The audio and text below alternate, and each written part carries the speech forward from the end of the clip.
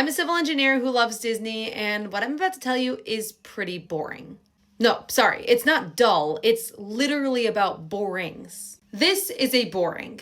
Borings are incredibly important when you're trying to determine what type of earth is below you to see what you can build on top. And borings is what led to one of Disney's biggest regrets that's still a regret today. This is a plan from 1968 before any construction started at Disney World. Notice that everything here is labeled swamp. Well, pretty quickly, Disney realized that building anything on a swamp was going to be really hard, and especially building a monorail.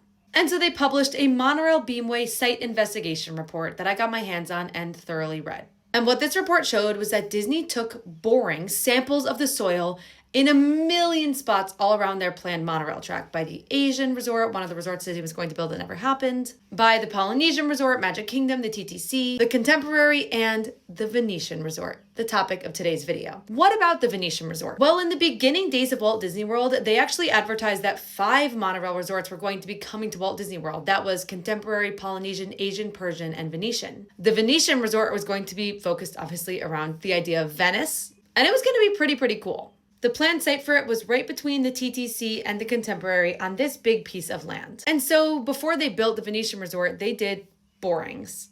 The result of those is a boring log. So I decided to look at the boring number right here, boring number 428. And then I read that boring log and I realized why there's not a resort there. Why this property to this day remains undeveloped, although prime location. So let's take a close look at this boring right here. Notice these white pockets? Yeah, these are cavities.